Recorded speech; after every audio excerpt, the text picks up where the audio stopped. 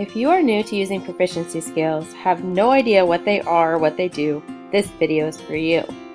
By the end of the video, you will be able to use proficiency scales to grade students, plan instruction, differentiate instruction, communicate student learning levels with students and families, and measure student progress for grading. What is a proficiency scale? Proficiency scales are used with students and teachers in the SRG, or Standards Reference Grading world, to plan instruction, provide feedback to students, communicate the steps in the learning process to students, determine the student's current level of progress, meeting the standard, and as a teacher tool to help differentiate instruction for students. They are set up as a learning progression and scaffold learning for specific standards and are designed by grade level or content teacher teams. They can be set up either vertically or horizontally. Today, we're going to be looking at a scale that is set up horizontally.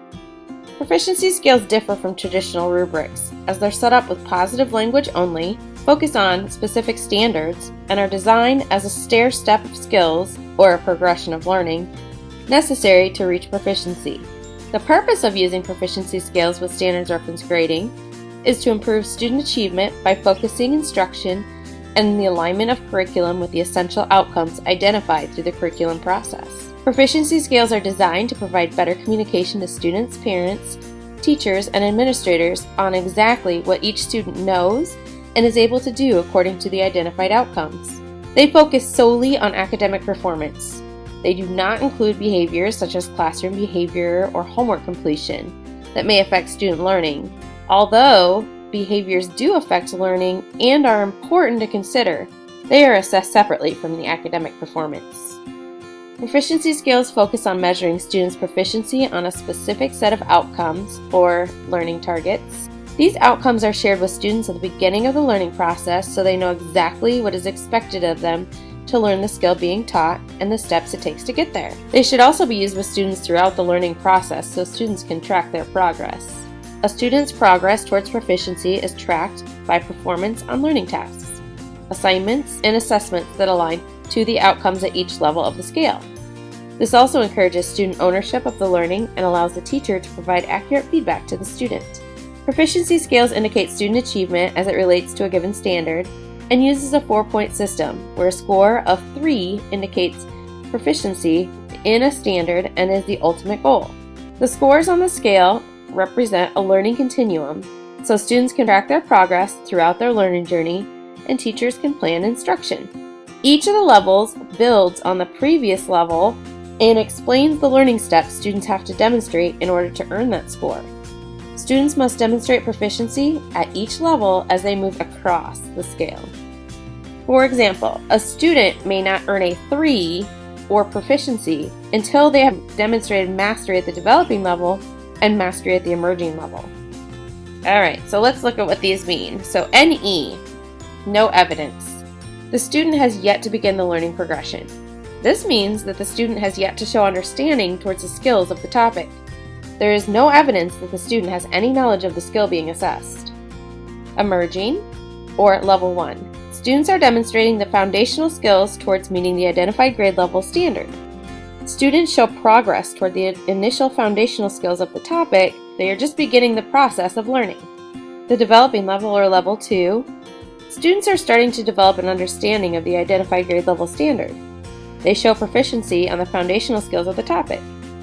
They are approaching the grade level standard, but they are working their way towards proficiency and have mastered the emerging level skill, but they still have a ways to go. Proficient level, or level 3.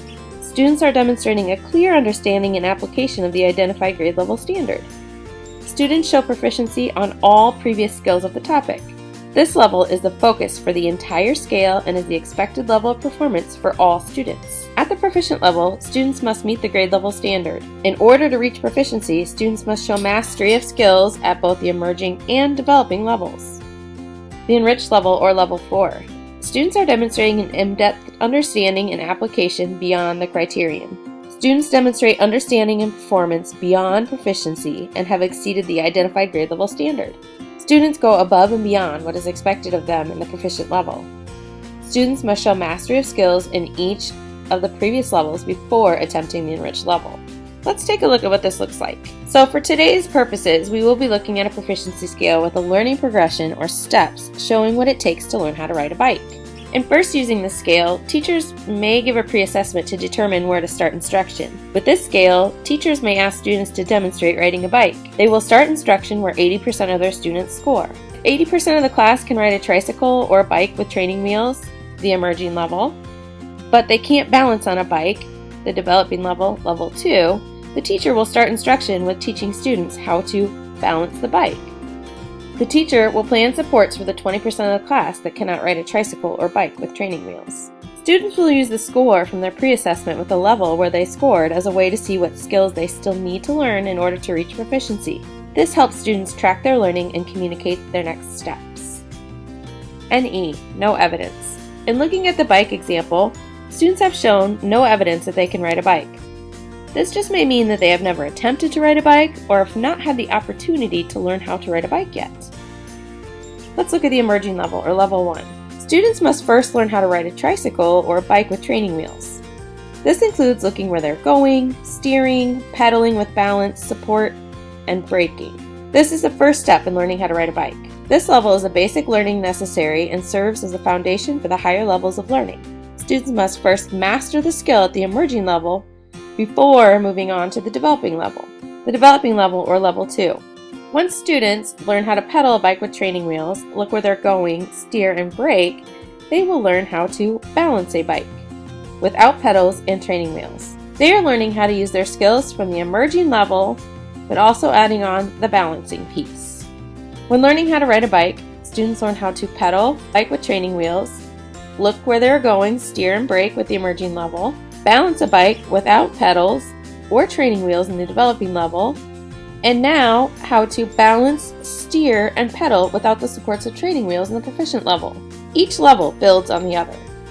In riding a bike, students learn how to pedal a bike with training wheels, look where they're going, steer, and brake in the emerging level, balance, steer, and pedal without the supports of training wheels in the proficient level, and now go above and beyond basic bike riding in the enriched level, or level 4.